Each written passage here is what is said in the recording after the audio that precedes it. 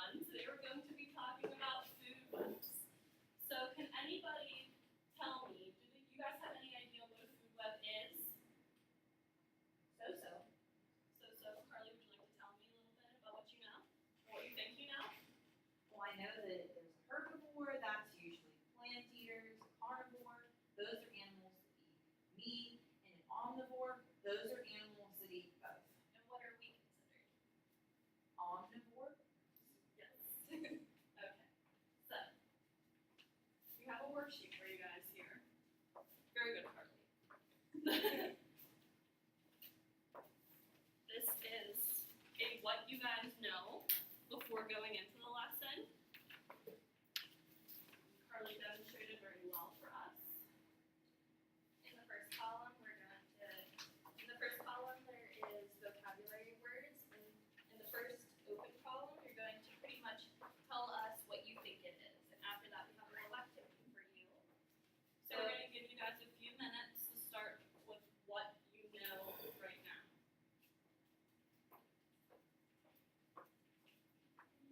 You guys aren't going to be graded on this part, so don't worry about it.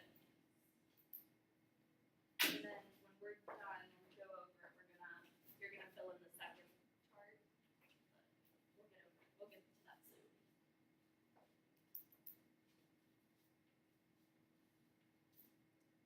If anybody needs help, just raise your hand. Yes, Peyton? What are we supposed to do? Okay, so the first column, what I think it means. And you see you have your vocabulary word over here. And so what do you think an herbivore is? They eat herbs. Okay, good guess. So you can write that down, and then we're going to go over it as a class. Like I said, it doesn't matter if it's right or wrong, because we're going to go over this, because you guys are learning it. Don't be afraid to get a wrong answer. We're going to go over it really soon. I hope you guys are ready to participate today, because look at all these amazing activities we have up here for you guys. Done, Mark? All right. Everyone else is working really well.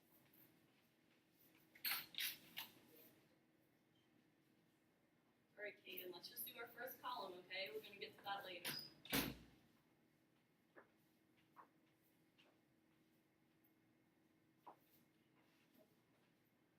Does anybody need any help?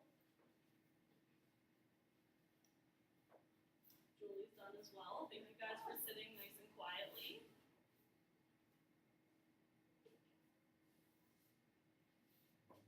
While everybody's finishing up, does somebody want to come up and match the picture? All right, we have the Tiger Beaver here today. Let's go, Julie. So what you're going to do is you're going to match whatever picture you think it is with whatever category you think it is. Let's do one for right now.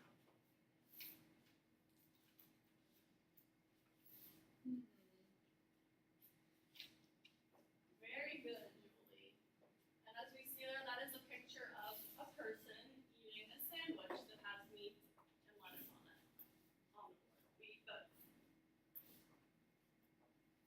All right, Carly, she's done, so it's going to be your turn next. No pressure, we're learning here today.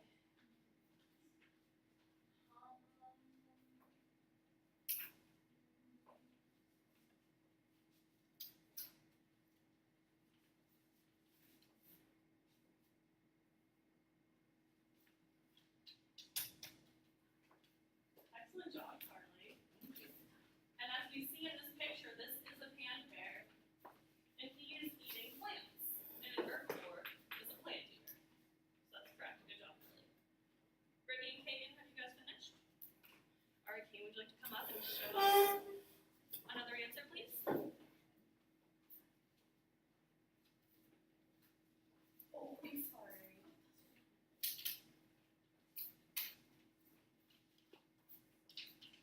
Thank you, Kaden. That is correct. That is a picture of a lion, and he is a predator. We technically do have two answers here, but one of these goes in another column.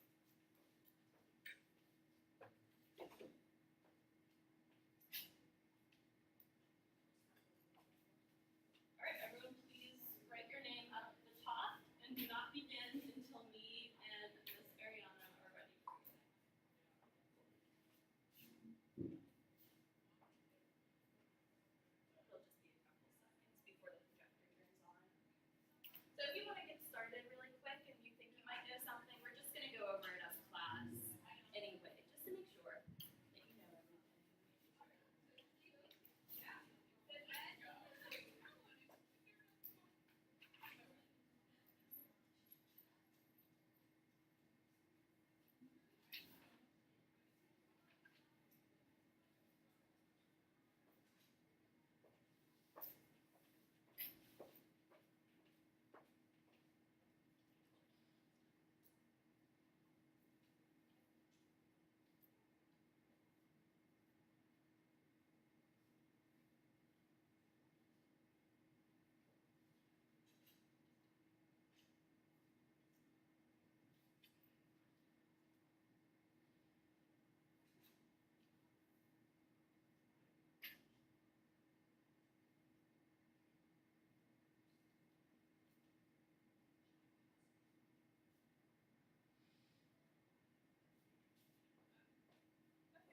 Okay, well, it's not coming up on the projector right now, so we are just going to do this as a class.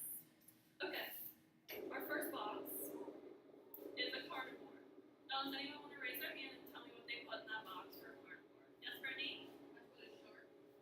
A shark, yes. Shark is a carnivore. It doesn't matter what order they're in, there are 3 carnivore boxes. As long as you have all 3 carnivores, that's fine. Okay, the next carnivores, anyone want to tell me? Brittany? A bear. A bear? A bear does eat meat, but a bear is considered Julie, do you know what a bear is considered? Omnivore. An omnivore, because a bear typically eats things like berries and fish, so you see where he eats plants and meat in that aspect. Then, can anybody tell me what the next carnivore would be? Probably be a lion. Yes, Yes. the lion is a carnivore. We have one more carnivore. Can anybody tell me what it is? Julie? Tiger. Tiger, yes, very good. Okay, next we're going to move on to an herbivore. So we have 3 herbivores. Anybody want to share their answers?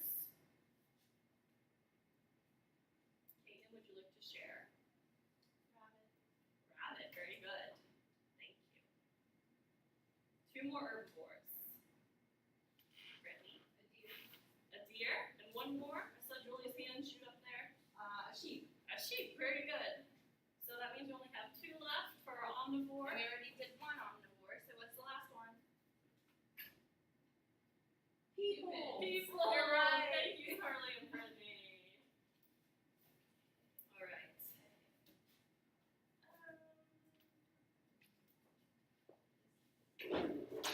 So now if you guys want to follow in Brittany's steps and paperclip your little pieces of paper back to the big piece of paper, and Miss Ariana will come around and collect those from you. And if you guys want to work on the other column while we're waiting to do the next thing.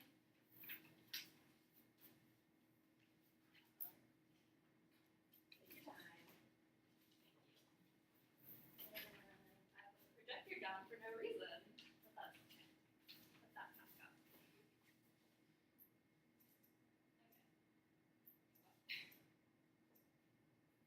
Okay.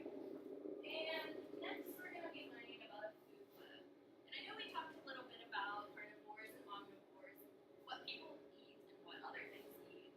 But now we're going to talk about the energy flow behind it all. So, okay, when you eat something, you kind of feel energized. Like you could go do stuff, you could go run a mile, if you will. We're going to go over like why it is like that. Okay? All right. Sorry. Okay. So, can anybody tell me what a food web really is? Does anybody know off the top of their head? Carly gave us a good idea at the beginning of class. Now that we went over carnivores and omnivores and what those things are, I think we can have a little bit of a better idea now. A cycle of what everything eats. That's right, that's basically what it is. And it's also the transfer of energy from one thing to another. So, can I have a volunteer? A brave volunteer? Julie? All right, so what we're going to do is you're going to show me how the energy goes from one item or animal to the other. So, who would eat the leaf and who would eat the cricket? And where's the energy going? The cricket will eat the leaf. Very good.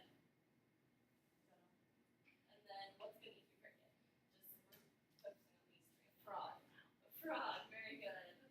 And thank you. Let me get some stuff down. So in a food web, what we typically do is we point an arrow to what is eating the food. So a lot of people get confused because they think, oh, well, a frog eats a cricket, so the arrow should be facing that way. But it's actually the opposite because the cricket is giving the energy to the frog, and the leaf is giving the energy to the cricket. Does that make sense? Do we have any questions so far? Okay, so now that Julie demonstrated very well on how a food web works, can we have another volunteer? Ready? Thank you. We'll be doing the berries, the rabbit, and the snake next.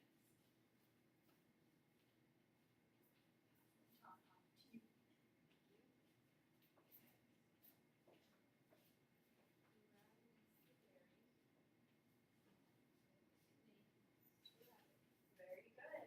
Can you tell me why it's like this, like I just explained before? Because the rabbit's getting the energy from the berries. Very good. Good job, Whitney. Do we have a volunteer for the last one? Only one left. Carly. Carly.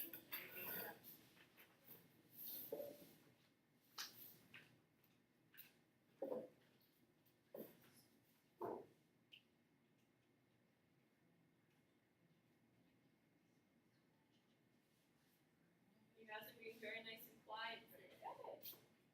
The arrows are going in this flow because the energy from the grass is coming to the rat. And the energy from the rat is going to the fox. Very good, Very Carly. good. Thank you, Kate. All right. So now that we went over carnivores, omnivores, predator, herbivore, consumer, producer, prey, and how our food webs work, now we're going to see what you guys learned today. Did it stick in your mind? Yeah. Yes. Yes. So what did we learn today? What is a carnivore? Brittany? A meat eater. Meat eater. What's an omnivore? Eat both. They eat both. You're right, Carly, but please raise your hand next time. And what is an herbivore? Julie? They eat plants. You are right. And then prey, what is that? Go ahead, Carly. They get eaten by predators. You're right. That kind of covers predators. And what does the producer do? Julie? They produce. They do produce. They produce their own food, and then along comes the consumer and consumes or eats the producer. And then when we're looking at a food web, how do the arrows go? Like why does the grass arrow point to the mouse? One more time. One Keep more it time. fresh. Because it's giving the mouse the energy. Yes. Very good, guys. You guys are very good today. So at the beginning we did what do I know before the lesson, and now we're going to do what do I know after the lesson. So Miss Ariana is going to pass out a paper where you are going to write a few things about what you learned. And there's also a little bit of space for you to draw a picture about what you learned, and there's some markers right in the middle of the table for you. And we're going to show a little video, hopefully. We're going to go over everything that we learned today.